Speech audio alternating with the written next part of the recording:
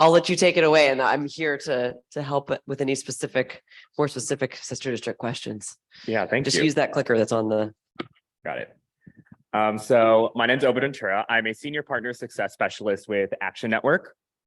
And what that means basically is I help answer your questions if something on ActionNetwork is breaking, you want to learn how to do something. And I also do trainings like this to make sure that folks know how to most effectively use the tool. So let's jump right in. And today we are talking about boosting your email game. And I want to think about what is the most effective way you can think through writing your email. So I came up with an acronym. So you want to think fast. You want to think F about your from line.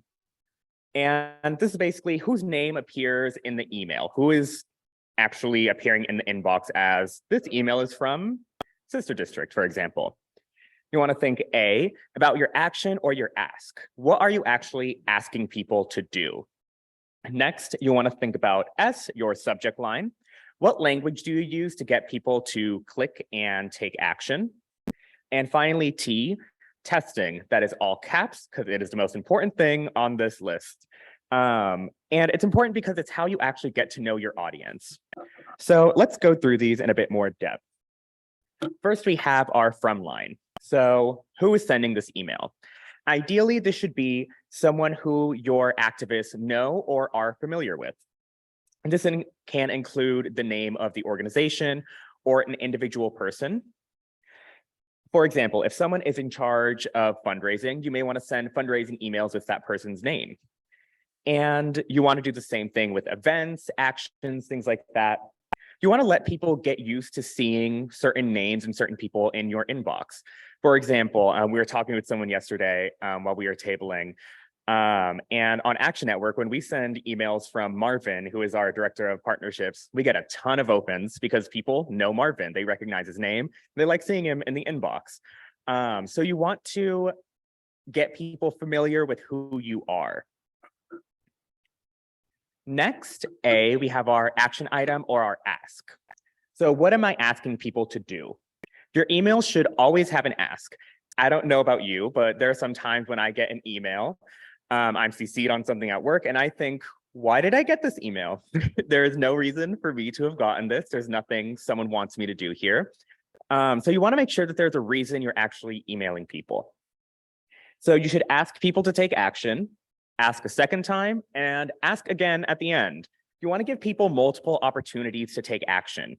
And in a little bit, we're going to look at a sister district email actually from the Peninsula chapter that really encapsulates this pretty well. Yeah. And finally, subject line. So this is the language you can use to get people to click on the email. Now, for this, you want the subject line to be very clear so it's obvious what this is about. From the subject line, I can tell, oh, this is probably a fundraising email, or this is about an event, or they want me to do something else. And you really want to make sure that the subject line and the body of the email actually match. People get really annoyed when they don't. And you want to refrain from fear-mongering or clickbaiting for a couple of reasons. First, people don't like it. And if they get used to you sending fear-mongering emails, they'll just get turned off and they'll immediately delete it, or worse, mark as spam. And that is what will really harm you. Email providers will notice, hey, a lot of these sister district emails are getting marked as spam. They probably don't send good emails. So you want to avoid that. And I'm going to pause here, and we'll definitely have time for questions at the end. I want to pause here because these are some frequently asked questions that typically get asked at this point. Should I use emojis? What name do I include? My name, my directors? What color button do I use? Should I use images? And the answer to all this is it depends on your list. And the way you find out these answers is through testing. The T, the most important thing. How do I learn what my audience actually likes? You can't know what your audience likes until you test. And I promise you will always be surprised at what your audience likes. I can't tell you how many times I write an email, I think, oh, this is perfect. It's going to be a hit. Everyone's going to open it. My click rates are going to be so high. and I get nothing. And then there are other times where I barely put in any work and I think, no one's going to really look at this, and it's the best thing I've ever done. So you really don't know what your audience likes unless you test. Also, what your audience likes will change over time. In an off year, when there's no election going on, your audience may respond differently to certain emails versus if an election is just a month away. And you'll want to keep up with these changes as they're going on. And doing this will make your emails more effective over time. So let's take a look at that email that I was talking about previously. Now, I did add a couple of subject lines and from lines here. So the ones at the top are the top subject and top from lines are great. They're the original ones for the email, and the bottom two are the ones that I added afterwards. So on Action Network, you can add additional subject lines so you can quickly A/B test what language will work best. Again, I don't know yet what language will work best, so this is how we can find out. So I used that little green plus button there to add an additional subject line, and I'll be able to test which one actually works. And in the from line there, you can see one is just the organization, the other one specifically calls out the people sending it, so the co-captains. That's a great place to put an actual name of someone if they're really recognizable, if a lot of your volunteers really like them. I find that typically the higher up someone is, the more important that email probably is overall. So if you really need everyone to like open and click this, maybe you add the director's name, whereas if you just want people to come to an event, you put the person in charge of events there, for example. And I didn't add anything at the bottom there where it says preview text, but that's another really great thing that you can do. A lot of folks open emails on their phones, and that preview text is what is going to appear when they're just scrolling on their phone. It's a great place, again, to just entice people, sell the email a little more, because we need to remember we're competing for attention of a bunch of other organizations, a bunch of other companies, a bunch of other emails people are expecting. And I edited the text of this email just to shorten it so it fit on the page. But this is basically exactly how the email looked. We had the image at the top.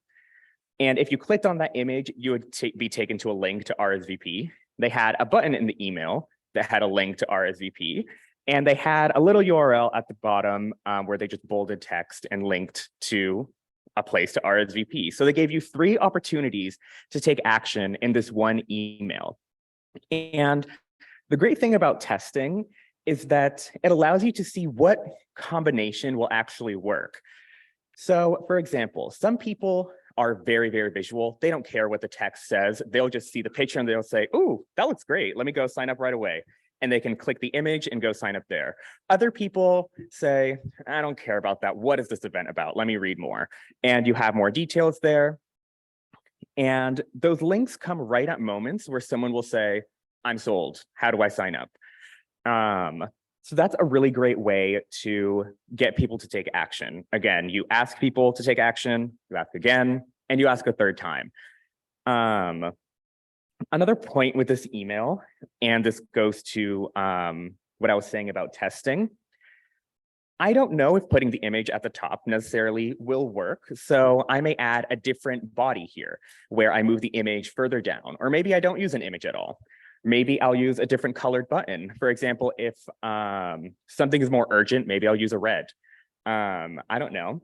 These things are things that you should be testing out. They really allow you to get to know what works for certain situations, what works certain times of the year in an election cycle, and what just works for your audience. Content that works in North Carolina is not going to work in Los Angeles. These people have different concerns, different needs. There are different jokes that people will understand, you know? So you want to make sure that you're actually speaking to your specific audience because each group truly is unique. Now, anytime I talk about testing, a lot of folks get really concerned because in testing, you're going to send some bad emails. That's just, you can't get out of it. Some emails won't perform like you expect or like you wanted. So a way to get around that and to safely test and improve your deliverability is through engagement-based targeting. So on Action Network, you can do that through these fields that I'm showing you on the side there. And engagement-based targeting allows you to safely test your subject lines, from lines, all your content with an audience that already likes you. So engagement-based targeting means I'm going to target people who are actively opening, clicking links, reading emails, signing actions, RSVPing to events, petitions, things like that. And the reason you want to test with these folks is that you don't really need to sell them on anything. They know who you are, they like you, they're already donating to you. So if you send an email that's a little weird, they're not going to mark it as spam. They're just going to say, okay, that was a weird one, moving on. And another reason is that it improves your reputation with email providers like Gmail and Yahoo. A lot of folks, as we've been tabling, have asked about things like deliverability, for example. Engagement-based targeting really helps with deliverability. Let's say I have a group of 1,000 people. Half of them are super active. They really like me a lot. They click, they open, and then the other half doesn't really interact with my emails much at all. If I'm always sending to that entire audience, Gmail and Yahoo will say, sister district audiences don't tend to, half of them don't click, half of them don't do anything. I don't think they send good emails. I'm going to send those emails to spam. And over time, even the people who do want to see your emails aren't going to see them because they're going to spam. Whereas if you do engagement-based targeting and you only send to that smaller audience, those people are going to click, open, take action at much higher rates. And that means to Google, it looks like, oh, sister district sends great emails. Everyone's engaging with it, everyone's clicking. So that allows you to build a good reputation with these email providers. And that matters because come election time, when you really want to send emails to everyone on the list, you don't want to be limiting it to anybody. You'll have a great reputation with email providers already, and it's much more likely that that email will end up in an inbox where people will actually read it. And one point on deliverability that a lot of folks get worried about, especially with Gmail, and that's the promotions tab. So a lot of people are scared of the promotions tab. But a lot of industry studies have found that people do actually go through it, maybe not at the exact same time as they go through the inbox, but they do go through the promotions tab. And unfortunately with that, it's not really something you can control. It's totally based off of how me, Obed, Ventura interact with emails. Gmail notices and says, okay, throw that one in promotions, throw that one in inbox. So it really depends on how the individual activists on your list interacts, and they can't. So there's nothing really that you can do on your end to prevent getting in there, but it's not a bad thing if it ends up there. The one you want to avoid is the spam folder. That's always the one that we are trying to stay out of. Now, when doing engagement-based targeting, you typically don't want to do more than 365 days. I like to do something more like 3 to 6 months. And again, it depends on what you're trying to do. If an election's coming up and you really need everyone, you'd probably do that 365 days. But if you're just trying to get your active volunteers to do something like tabling, canvassing, phone banking, maybe you would limit that to 60 to 90 days, for example.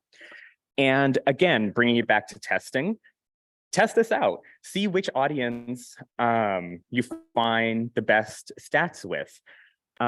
It's a really great way to, again, test your content, test your targeting, see what's actually working, see what is getting people to engage with your organization.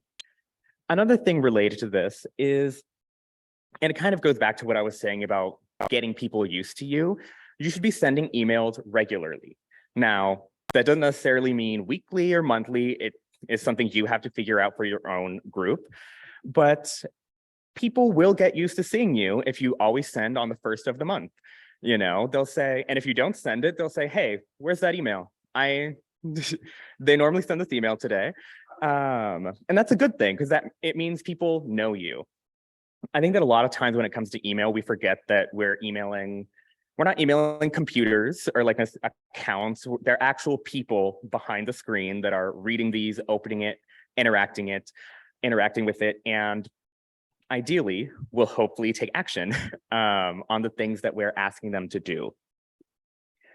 So just to recap, when you're sending an email, think fast. Think about that from line.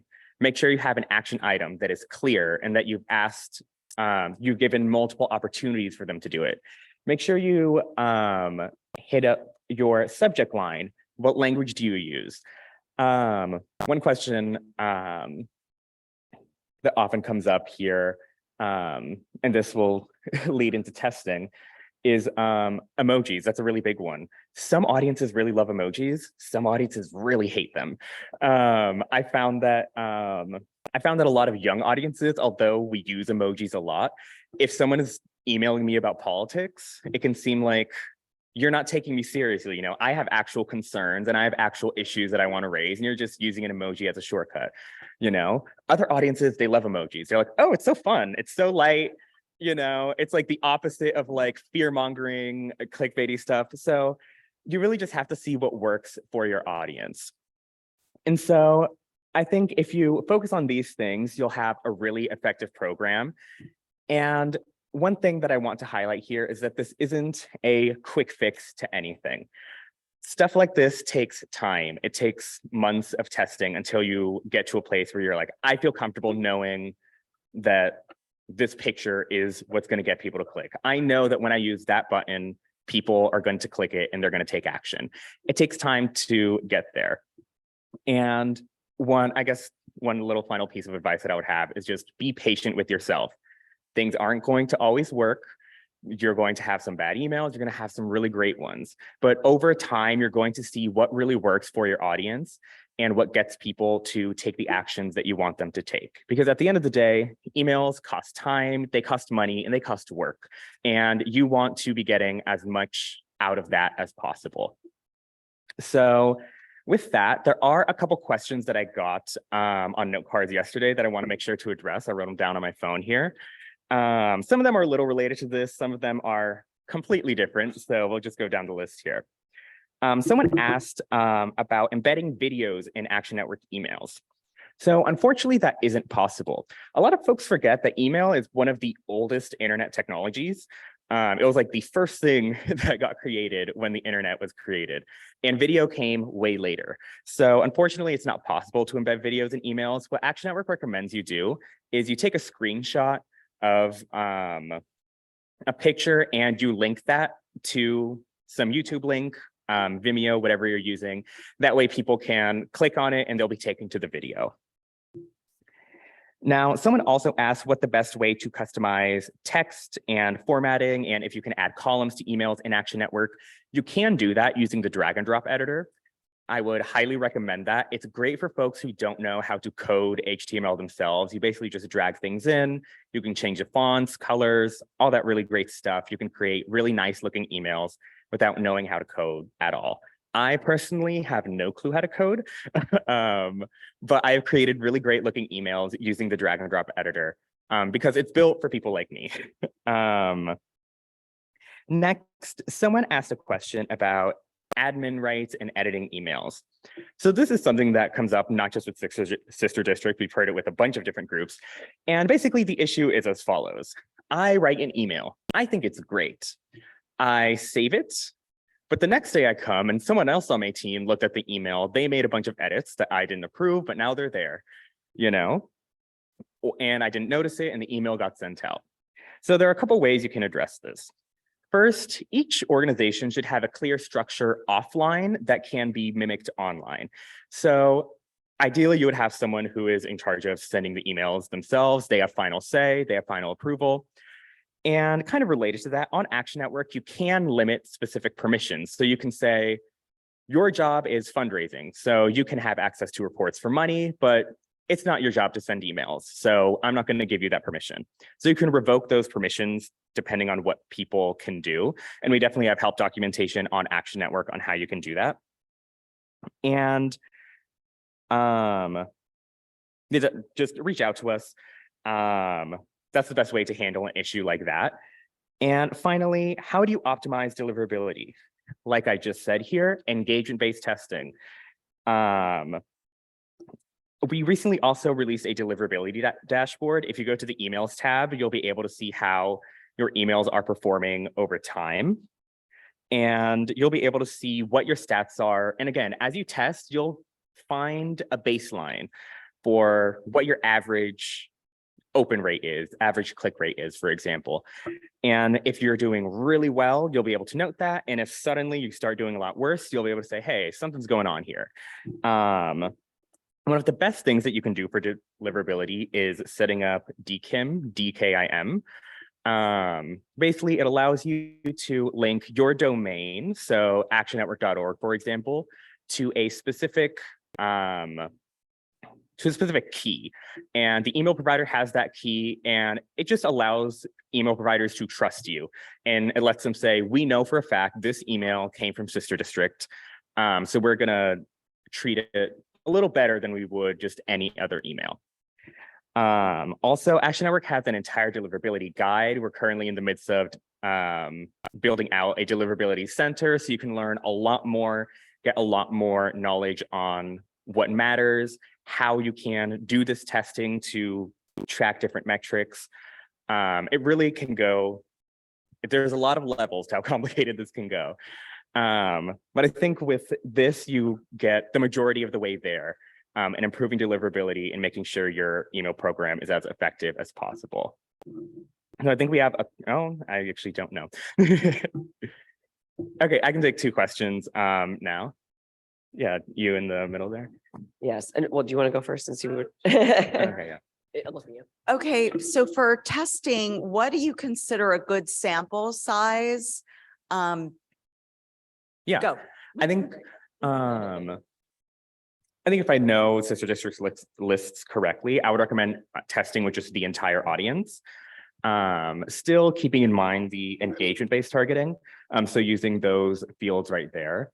And on Action Network, if you use that field at the top, it will include all the action, email, open, and subscription dates and all that good stuff. So I would recommend doing your entire list, doing engagement-based targeting. Start off at 6 months, just because half a year seems good enough.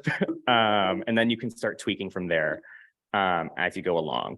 If your list ever gets bigger than 10,000, you may want to make those segments smaller. So maybe around 1 to 2,000. But generally, if your list is smaller than 10,000, testing with the entire list is totally fine. Yeah, I can say, I know that most team, I don't think there's any team list that has more than 10,000, more than 2,000 or 3,000 on their list. I don't know, what team are you on? Remind me. Oh, okay. Okay, yeah. So for when we're testing for the HQ list, when we do all of this exactly as Obed described, we do like 5,000 segments, and we A/B test everything that we send out. So I would, start there. Obed's exactly right. Yeah. Okay. Yes. Can you give us a little bit more advice about subject lines? What kind of subject lines work well? Yeah, so Great question. again, with subject lines, emojis are one thing that you may want to avoid, just because a lot of scammers tend to use emojis, and anything scammers do, email providers really latch onto. And so when they see other people doing it, they assume they're scammers. So avoid that. Definitely avoiding the fear mongering. I think that there are definitely a lot of politicians who are guilty of this, like donate now, donate now, or we will lose the entire government, and those are really just annoying, I'm a big believer that at a certain point, people just stop being scared and just start being annoyed and tuning out. So you want to avoid that. You want to be direct to the point. You want to make it obvious what the email is about. If you're asking for money, you can say, please chip in now. You're not necessarily saying donation email, but people can understand from that subject line, they're asking for a donation. I know what I'm going to get when I open this email. And again, testing with subject lines. You want to do that A/B testing. You want to see, do people like long sentences that explain a ton, or do people like short sentences that has a little mystery and they have to click to open to really see the whole thing, But I have a question kind of building on that, which is, I don't know if you know that you can actually add snippets into subject lines, I think, right? So you can add someone's name, the town that they're from, if that's relevant or something like that. Sometimes we use the people's first names. Sometimes the team that you're on will have that autofill. Is that useful in subject lines? Absolutely. I actually was this training could be 4 hours. So I really had to cut a lot out, but clips, snippets are really, really useful. So you can personalize emails by including that name, by including the representative directly in the email. And these go a really long way in making people feel like, oh, you actually know who I am, you know my information, you know. You want to make sure the information is right because people will get really mad if you get their name wrong. But yeah, those clips in the subject lines go a really long way in letting people know that you know who they are. You're not just a random organization asking for more money, because we all have a ton of those. You're one that actually is in their community, cares about them. Yep. That's about Yeah. got on someone's list as Matt, and it's very annoying to me. All right, one more question. Yeah. I'd make a good Matt, I think. But- You oh, thanks, said Erin. that emails cost money. Can you explain that, please? Yeah, so I'm not sure if, I think everyone here, and most folks should be in the sister district network, so I'm not sure Yeah. how that works. But yeah, sister district, We pay for Action Network. You don't. yeah. Sister district pay for Action Network. Action Network is a nonprofit, so we try to price our services just at the cost that it takes to provide them. And that does make us cheaper than other providers, but there are other providers, they cost money. You know, nothing in this world is free, sadly. But yeah, so Action Network is one of the lowest price tool sets out there for something like this. And we do try to keep in mind that a lot of small organizations don't have a ton of capacity. They don't have money to paying these giant venture capital owned companies a bunch of money to send emails. And that's why we have really prioritized keeping costs in check and just in line with how much it actually costs to provide the tool. Because we want to make sure that grassroots organizations are the ones that like have access to a lot of the sophisticated stuff. Yeah. And I will be here for a couple of minutes afterwards if anyone has any lingering questions, but thank you so much for the Yes. opportunity to be here. Thank I you, don't get everyone. to see the work folks do often, so thanks. Thanks, Obed. That was awesome.